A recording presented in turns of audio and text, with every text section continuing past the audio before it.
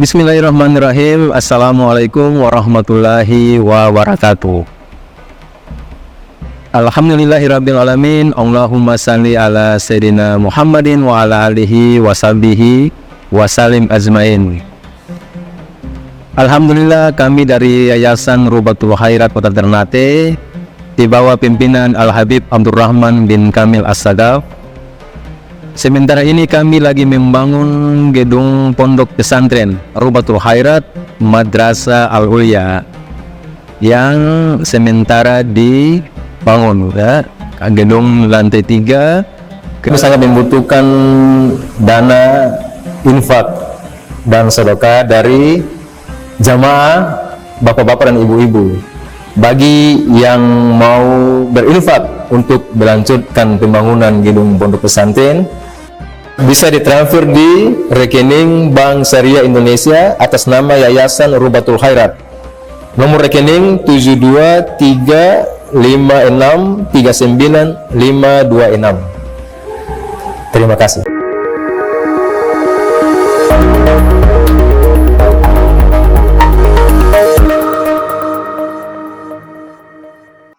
Pagi hari menjelang siang ini kita kumpul bersama-sama, ya, dalam rangkaian acara akikah dimulai dengan pembacaan Maulid Nabi Muhammad SAW. Lalu tadi kita gunting rambut, ya. Adat yang bagus, ya, yang tidak bertentangan dengan sunnah Nabi Muhammad SAW. Jadi setiap anak lahir itu di hari ke-7, ya, disunahkan yang pertama akikah, memotong 1 ekor kambing kalau perempuan, paling sedikit, ya, bukannya tidak boleh lebih, ya. Kalau laki-laki 2 ekor kambing, bagusnya jantan juga. Boleh nggak betina? Boleh, tapi bagusnya jantan, seperti kurban Idul Adha, bagusnya yang jantan, ya. Bisa nggak 7 ekor? Lebih bagus. Tambah sapi lagi, lebih bagus lagi. Nah, ini ungkapan syukur Allah berikan nikmat, rahmat dalam sebuah keluarga. Rasulullah SAW bersabda, al-gulam murtahinun bi aqiqatih. Seorang anak tergadaikan dengan akikahnya. Ya, seperti itu pegadaian, ya.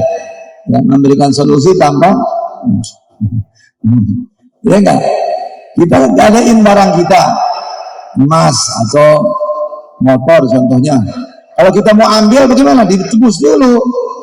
Nah, itu anak juga dia akikah, ditebus dengan seekor kambing. Nah, cara memotongnya juga ada caranya, ya. Disembelih dengan akikah. Hadza akikah fulanah binti fulan. Taqarrabun ila bismillah, ya Allah akbar. Lalu jangan langsung dipotong di tulangnya, jadi ambil sendi-sendinya, ya. Sendinya dipotong, diambil dulu sedikit, ya. Udah ambil sendinya, supaya anak ini tafaulan, berharap anak ini selamat, tidak cacat, tidak ketabrak, semua, ya, dan perjalanan hidupnya dia selamat, anggota tubuhnya. Baru nanti setelah sendi-sendi dipotong, baru diambil tengah-tengah tulangnya. Nah, baru dipotong tulang. Bagaimana? Supaya dia bisa mematahkan hawa nafsunya. Nah, ini harapan kita ketika dengan akikah. Jadi hari ke-7 kalau bisa, kalau nggak bisa hari ke-14, kalau nggak bisa hari ke-21. Nah, itu sunnah. Ya, kalau belum mampu nanti udah besar sendiri akikah nggak apa-apa. Nah, ini akikah salah senang. Ya, kasih nama yang bagus, nama Khadijah di akhir isi, ya. Nama yang bagus, istrinya Nabi Muhammad SAW, ya, kita ucapkan salam kepada beliau. Beliau dapat salam dari Allah, dapat salam dari Jibril alaihissalam. Manusia yang dapat salam dari Jibril dan dari Allah hanya Siti Khadijah, seorang perempuan, ya. Siti Aisyah dapat salam dari Jibril. Nah, ini menunjukkan magam, kedudukan orang berbeda-beda. Nah, kita berharap, ya, ini nama yang bagus, diakikahin, didoain. Kenapa? Karena telinganya udah dengar, ya. Dari kecil kita udah dengar, dia sudah merekam, memorinya disimpan. diazanin, dikomatin, dengar Quran, baca maulid, sholawat, ya, rohnya udah diserahkan, udah dikasih asupan makanan, roh, walaupun pemahamannya belum, nanti lama-lama. Nah, ini apa yang diajarkan oleh salafun saleh itu sudah benar, ya. Jadi semoga kita tinggal ngikut aja.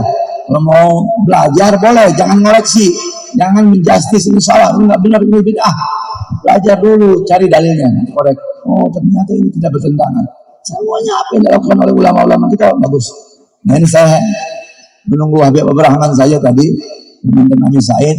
Nah semoga yang sikat ini bermanfaat kepada Habib Rahman dilanjutkan. Manusia yang amat dicintai oleh Nabi Sallallahu Alaihi Wasallam. Kalau kita lacak di dalam makna leksikal atau makna kamus,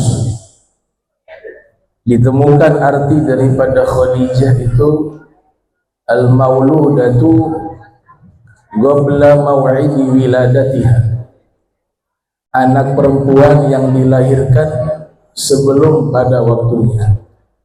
Itu makna kamusnya dari kata Khadijah, sebab beliau lahir secara prematur kalau bahasa kedokteran, belum 9 bulan sudah lahir, sehingga dinamakan dengan Khadijah yang artinya al-mauludatu qabla awani wiladatiha atau qabla maw'idi wiladatiha.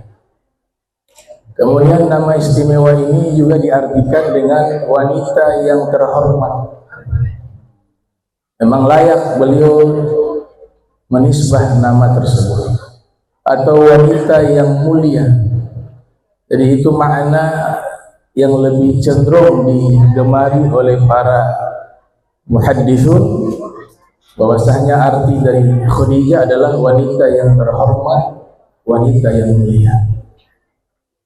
Istimewanya nama ini sebagaimana nama sang suami, yaitu Sayyiduna Muhammad sallallahu alaihi wasallam, jarang bahkan tidak ada yang menggunakan nama tersebut kecuali mereka terlebih dahulu yang menggunakan namanya. Sepanjang sejarah belum ada orang yang namanya Muhammad terkecuali nama itu dinisbatkan kepada nama Nabi Muhammad SAW. Setelah itu penggunaan nama itu digunakan tabarukan dengan nama tersebut. Begitu juga nama dari Sayyidah Khadijah dan nama dari kedua cucu Nabi, Al-Imamul Hasan wal Husain. Nama ini digunakan khusus kepada mereka terlebih dahulu. Setelah itu baru digunakan nama itu untuk tabarukan dari umatnya, sebagaimana riwayat dari Ibnul A'rabi yang dinukil oleh Imam Suyuti yang lahir tahun 849 Hijriah, wafat 911 Hijriah. Di dalam kitab Tarikhul Khulafa dikatakan, Inna Allaha hajaba ismal Hasan wal Husain hatta samma bihi an-nabiyyu sallallahu alaihi wasallam ibnaihi al-Hasan wal Husain.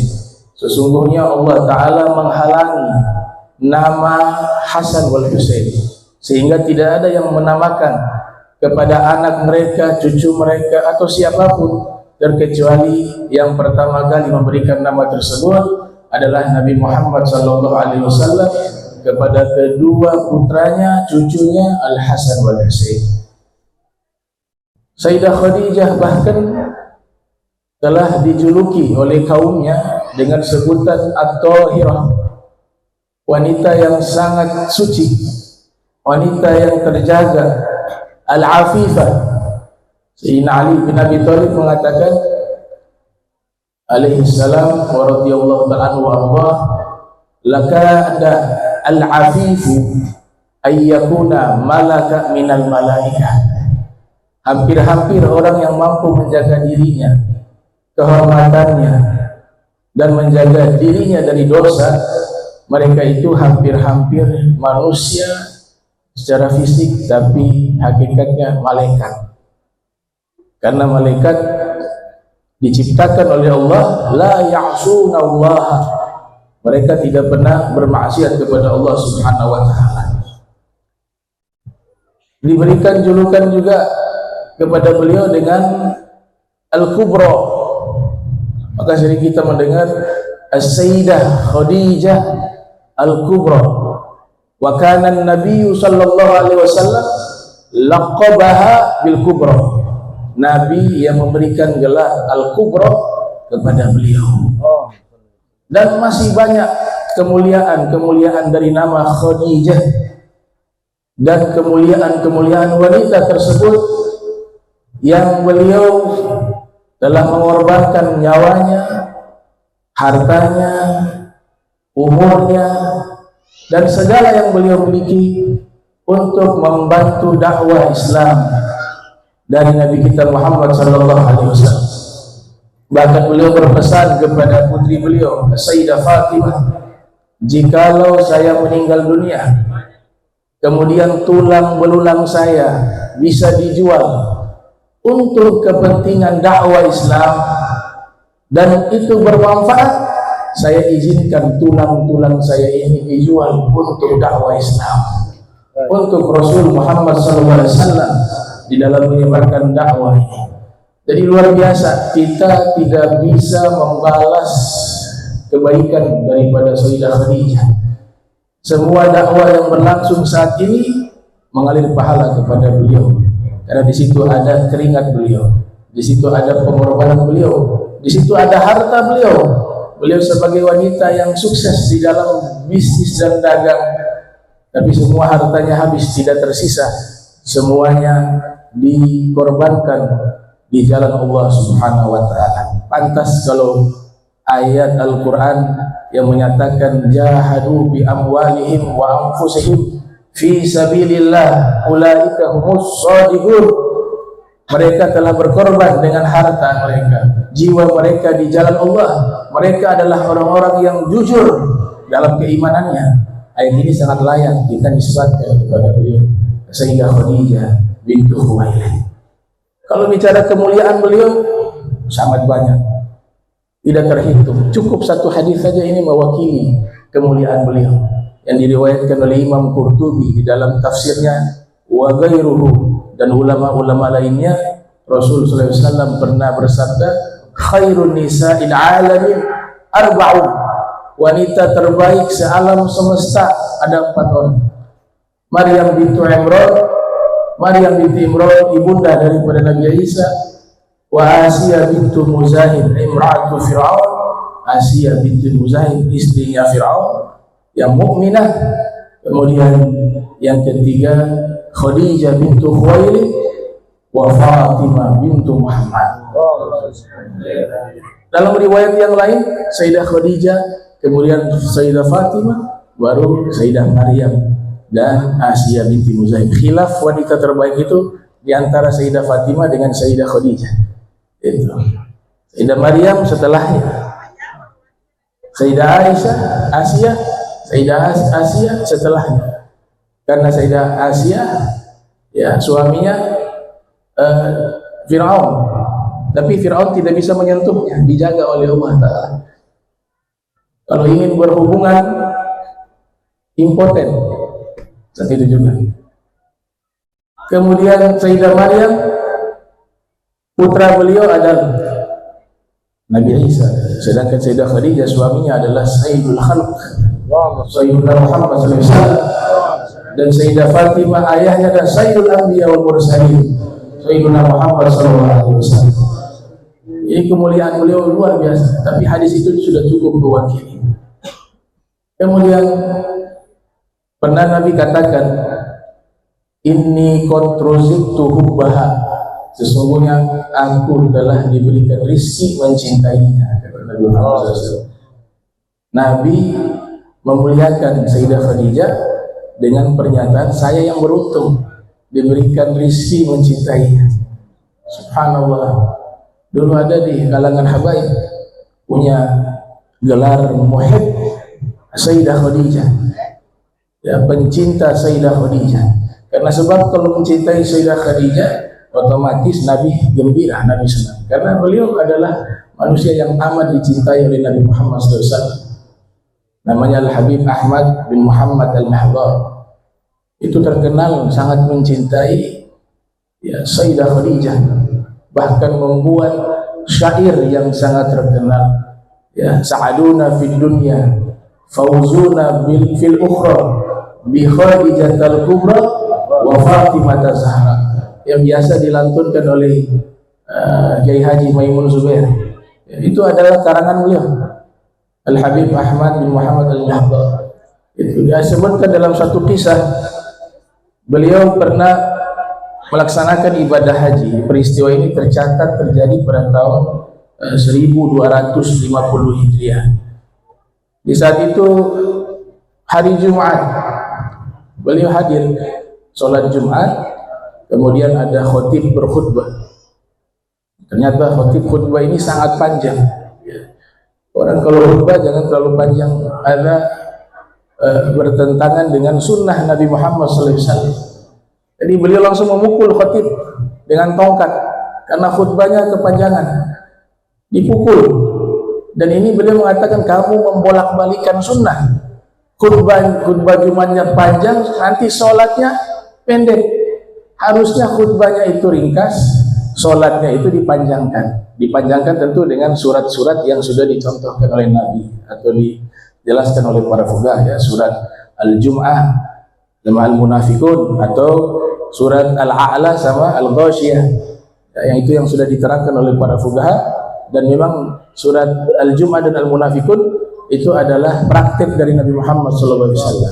Ya, walaupun surat lain boleh, tapi yang afdal surat-surat tersebut. Dipukul sama Al-Habib Ahmad bin Muhammad Al-Mahdar, ya, karena memang hadis mengatakan inna tula sholati rajuli wa qisara khutbatihi ma'innatun min fiqhihi.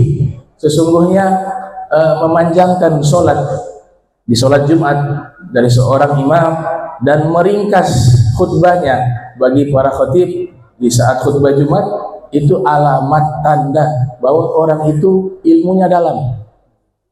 Itu sabda Nabi kita Muhammad SAW. Fa'atilu as-sholata waqsuru al-khutbata.